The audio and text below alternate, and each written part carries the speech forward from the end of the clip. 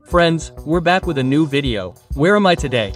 I'm in one of those places I really can't get enough of, that I enjoy, but that most people don't really pay much attention to. Where am I? I'm at the Istanbul Archaeological Museum, and I plan to spend a fun day with you, and we're planning to have a nice meal. If you stay with us until the end of the video, we'll all have a great time together. Jahid is with me. Today, I'm with Jahid. Yes, what do you think, Jahid? As always, we're together again, and this time we'll be filming another museum. I'm sure there will be some very curious staff. So, let's get started. Would you look over there? Yes. The moment we enter the museum, we encounter an interesting fertility god. Bees. He was unearthed from excavations in Cyprus. He's a bit scary at first glance. That's his purpose, anyway. He's a dwarf god of Egyptian origin. He's the protector of families, women, and children. Back then, people believed that his strange, even comical, and frightening face would scare away evil spirits and dangers from their homes. So, back then, you had to look a little strange to ward off such evil. Seeing the statue, you can't help but smile a little. I have the same reaction every time. After seeing the Bez god, we stepped out into the museum's garden, grabbed an iced Americano, and took a moment to look around. Because, as you can see, here you can enjoy your coffee surrounded by dozens of ancient artifacts. When you visit the museum, you should definitely stop by and have a coffee here. Now, let's pick up where we left off.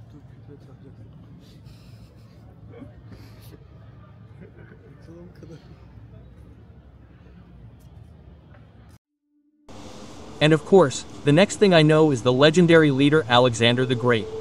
An incredible figure. He founded a vast empire. He conquered half the world in his 20s. And everything looks so flawless. I wonder if they're actually that flawless. I mean, their bodies, their skin, their muscular bodies, and so on. Perhaps because Photoshop didn't exist back then, they used statues like this to cover up their flaws and create the perfect human figure. That's my opinion. Maybe that's how they used Photoshop back then. Alexander also has some statues, because he conquered so many places, and statues were erected in every place he conquered. He had a famous pelt draped over his shoulder. What was it? The pelt of the Nemean lion. This pelt symbolizes Alexander's lineage from the hero Hercules, the hero, and the strength he inherited from him. It declares that he is not only a king but also a hero. This is a brief overview of my research. Now, let's look at the general picture. As you can see here, there are statues of men and women. We actually see the artistic understanding of that period and the body forms idealized by society. Some are completely nude, while others represent muscular strength. The female statues, on the other hand, sometimes reflect elegance and sometimes the sanctity of motherhood. We can also see the clothing they wore during that period through these statues. This is very beneficial. Now, when we move from statues to busts, it's as if we've stepped into a photography studio of that period. Emperors, philosophers, wealthy merchants. There are so many busts. And the facial expressions on these busts actually reveal their character traits. What kind of people they were. This is intriguing to many. You have to experience it. And here is that witty god, Hermes. Son of Zeus, the messenger of the gods. Swift with his winged sandals, but also the god of merchants and thieves. I didn't know this. I learned this when I researched it on my way here. He's both a guide and a bit of a mischief maker. With that snake-encrusted staff in his hand, the name of which I can't pronounce, he transmits the gods' messages to each other and transports souls to the underworld. There's also a bit of a grim reaper. So, both messenger and guide, a highly visible merchant, also aware of all the gossip, the true gossip of the time. And now, I'll burn down Rome, as we all know it. Nero, Emperor Nero, one of Rome's most controversial figures. He played the violin while Rome burned. A tyrant known for his legend. He died around 30. I didn't know that.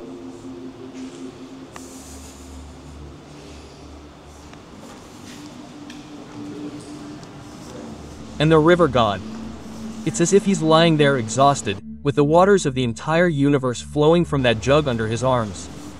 He's usually depicted as an old, bearded, yet muscular man. I was very curious about why, because the logic behind it was that only muscular men could carry such a heavy load. In this statue from Ephesus, in particular, we see rivers symbolize not only water but also life, fertility, and the city's continuity. That's also very interesting, and the battle between the gods and the giants, which never ceases to amaze me. The most dynamic scene we've seen so far. Mythology's greatest showdown. This battle, in which the Olympian gods defeat the giants who represent chaos and wilderness, actually symbolizes the triumph of order, reason, and civilization. It's a very interesting sight. It's comprised of not just one but multiple statues, and you'll be truly impressed when you see it. A decorated pillar. When I saw this, I thought aliens had made it. It's so detailed, it's like a 3D printed marble column. Back then, they used to decorate the homes of the wealthy. What a masterpiece. Let me get into that.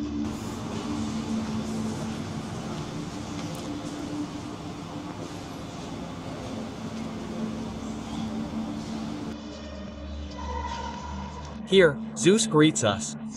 Now, the goddess of luck and fate. This is very interesting. She carries a city wall, a crown shaped like a city wall. In other words, she determines the fate of cities. On her left arm, she holds a horn of abundance and a small child. Plotos is the god of wealth. Plotos is also blind. I didn't know that. For example, Zeus blinded her. Why did he blind her? Thanks to his blindness, he was able to distribute wealth completely at random. The famous Poseidon is here, so why are they always naked? Why are they always naked? It must be the question everyone asks.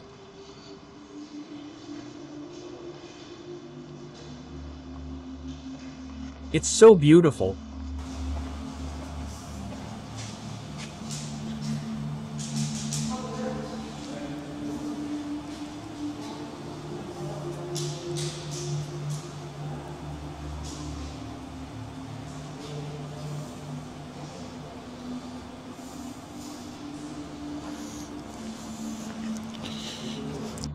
I'm really curious about the secular tombs.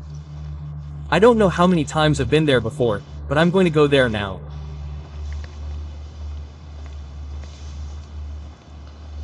Wow, wow.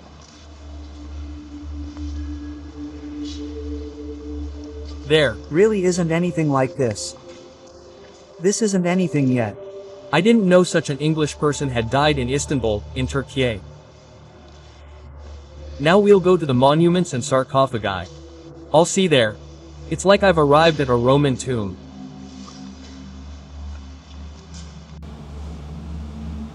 Now it's Hadrian, the traveling emperor of Rome. She strengthened Rome's borders and loved travel and Hellenistic culture. This statue was brought from excavations in Crete. At first, you might think she's stepping on a child, but in fact, she's shown stepping on a barbarian after a victorious war. She was also a peaceful leader. During her reign, she conquered many places without fighting. This is also very interesting. Arrows holding cockfights. Historically, in ancient times, roosters symbolized struggle, and sometimes the fiery and sensual side of love. This work shows us that love isn't just about throwing cute arrows. It can also be aggressive, passionate, and competitive, like a cockfight. I'd never really looked at it from that perspective.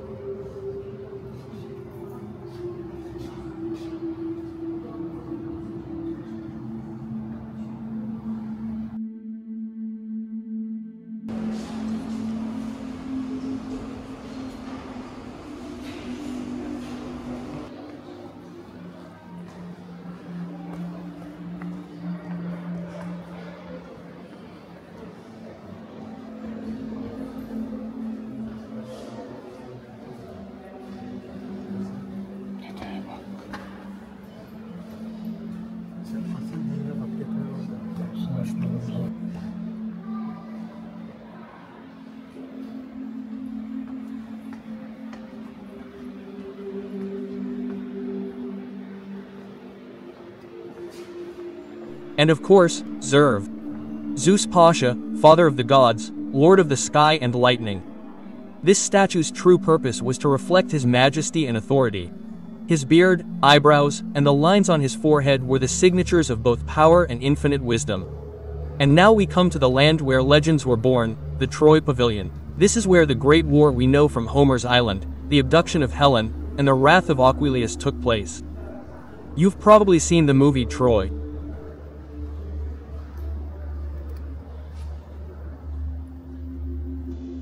This is the Troy Hall. Or rather, the Troy section. It shows all the excavations. They did a great job.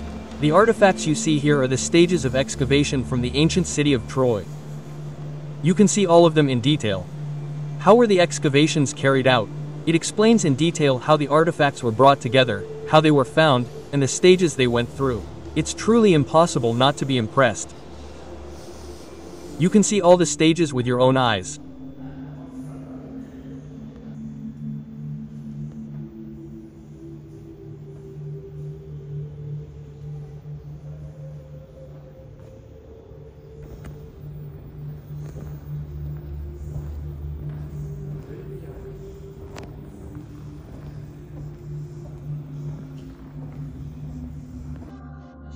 While you're here, let's watch.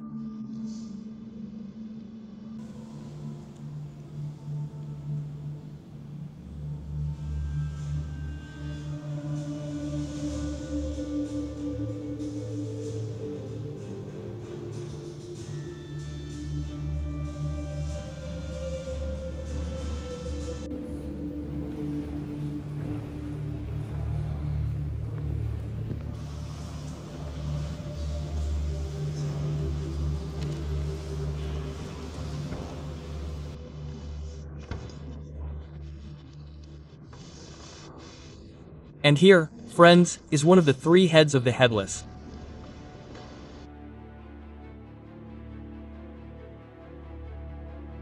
Talismanic. Snake in Sultanahmet. Square. You can find gold here. What I found. Oh, I finally found it. What did you find? Nothing. I found gold. I found nothing. It's mirror. Let's see. Anyway, where are we going to find gold? I found the gold part. Look. I say, I found it. Look, I found a necklace. It turns out it was her necklace, her money. I found another one. We got rich.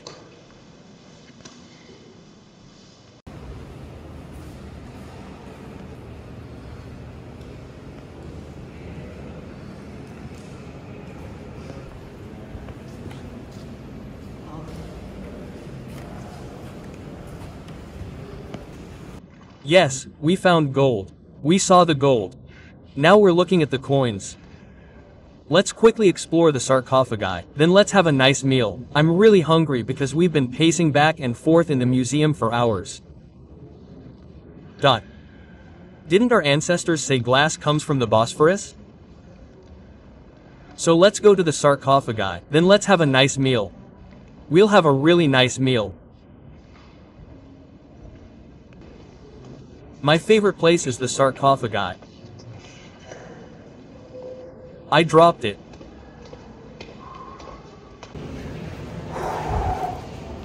Right behind the Alexander Sarcophagus, this sarcophagus embodies the spirit of the museum, the sarcophagus of weeping women. Looking at this work, you feel a blend of sadness and grace. It's thought to belong to Straton, king of Sidon. Between the columns surrounding the sarcophagus are 18 female figures, all in different poses, suffering and holding their summer. Look closely and you'll see these women, each with a distinct personality and a distinct personality. Each one represents an emotion. In fact, the facade of the museum's main building was inspired by the architecture of this sarcophagus. Of course, this sarcophagus suffered the same fate as other historical artifacts. It was looted. Only bones and, a bronze belt buckle were found inside. This sarcophagus, in particular, is truly magnificent. It's arguably the most famous artifact here. It's one of the most important works I enjoy turning around and examining in detail every time I visit, and it weighs a full 25 tons. Interestingly, although its name is Alexander, It was actually commissioned by Alexander for the king of Sidon. It takes its name from the magnificent relief in the Latin. On one Latin face, the moments when Alexander fought against the Persians are depicted, along with traces of the vibrant colors used at the time. Of course, many of the colors have disappeared by the time we reach this day, but you can still see them. It's like a film frame etched into marble, one of the best preserved sarcophagi in the world, and every detail is a work of art. It's definitely one of those works that will leave you deeply impressed when you visit.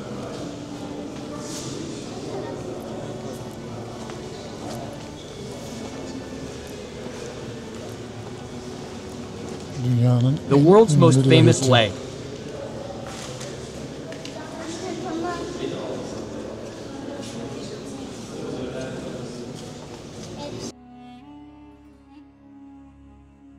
After these two main latencies, let's take a look at the other latencies in the area. There are dozens of sarcophagi here, from the Roman to the Byzantine period, representing diverse geographies and faiths. Some are simple, others incredibly detailed.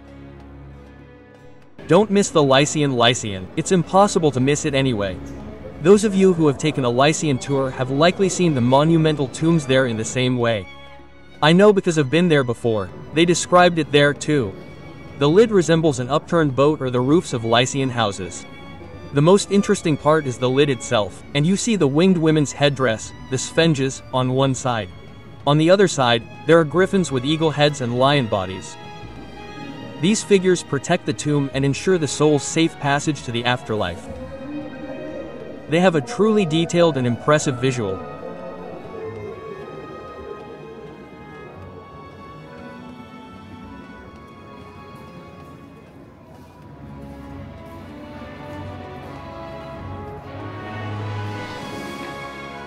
They don't leave a person alone even after death. Now, I think this is the reflection of historical motifs in the present day, and I think it might have been inspired by this alone. Should we buy something from the store?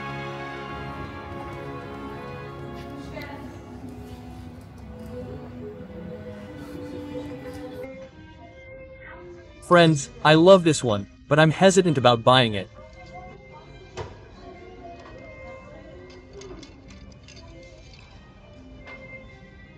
I love this one. And this one. Yes, friends, I bought this. There's a beautiful girl here. She encouraged me to buy it. Videos are forbidden. Yes, friends, we finally paid and bought this one. I normally thought it was expensive, but it wasn't. I bought it for a reasonable price, honestly. How is it? Does it suit you? Write in the comments. Yes, friends, our museum trip ended here. Now I'm thinking of going to eat. I'm shaking with hunger. Unfortunately, we couldn't go into the tiled pavilion again because it's under renovation.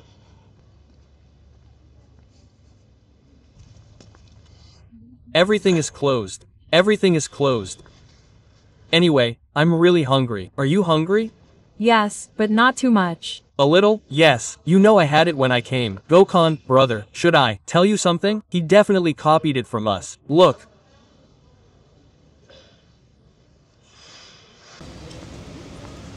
There's a very important mosque in Istanbul.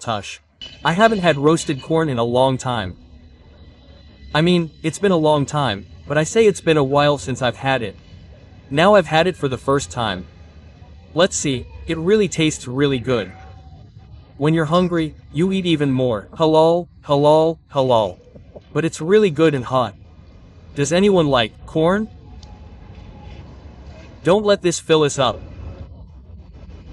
Say it again. Will it fill you up? It won't. Come on.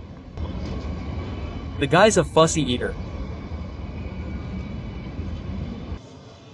Yes, let's find a place. I want to try it here one day too. Are you ready?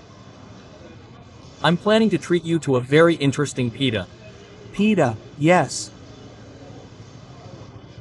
You always say you're ready to eat. Done. Yes. This is where we'll eat.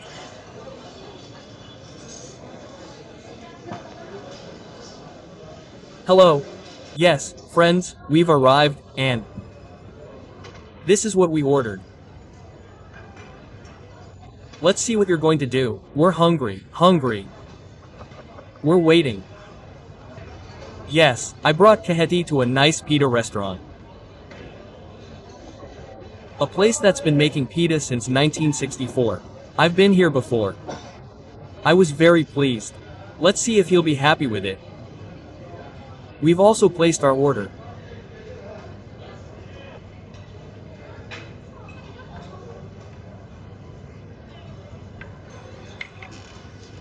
I'll put this on, but it's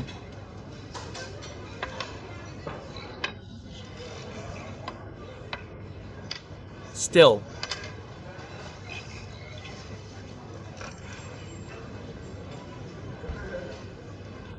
very hot because it just came out. Hello. You can eat it. Have you opened our iron yet? Open it wide. Bon appetit. Let's see how it turns out.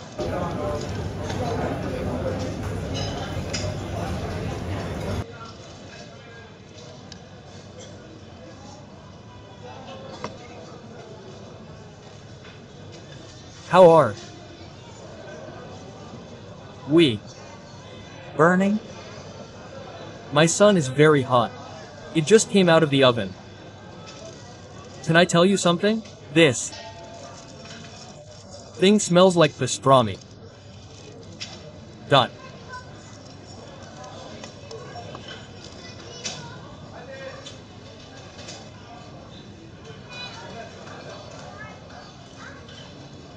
Normally, this would feed 2 people. I'm eating it alone when you come. Just think, I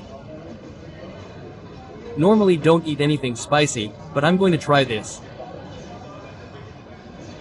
Would you want another 200 or 500? Question mark. Well, go ahead and get some. Iron, okay, let's not talk about it.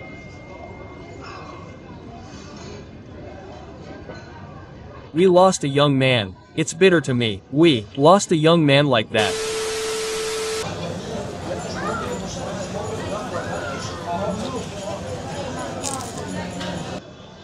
It has everything in it. Pastrami, sausage, egg, ground meat, roasted meat. Of course, it's really good.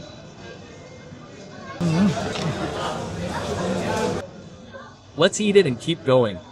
How's the crispiness? You're not sleeping, are you? I think this is much better than pizza. Crispy. And because it's fresh out of the oven, it's extra special. You should come and eat this here instead of takeout. It's perfect. What do you think? As someone who doesn't really like pastrami or anything like that, I had to have it with more pastrami. Despite that, it was really good. The meat and ground meat were wonderful. In short, it was magnificent. I liked it. Here it is. Yes, friends, we ate our sinful pita. We paid for it. Now we're leaving. It was really good, and the one I liked was mine. Jahit liked it very much too. I'm also glad Jahit liked it. We had such a wonderful and enjoyable meal. If you're here, definitely stop by. These guys make their fidi with meticulous care. Let's come for the kebab one day, okay? Let's come here one day. I'll definitely come. I hope we'll wait a long time. What are we doing now? The guy says, wow, Gökhan, welcome. Yes, friends, we visited historical sites, ate, drank, and made recommendations. Now it's time to go home. Yes, see you in the new videos.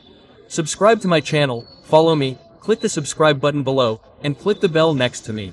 How was I doing here? As I always say, don't forget to click the subscribe button below and click the bell next to me.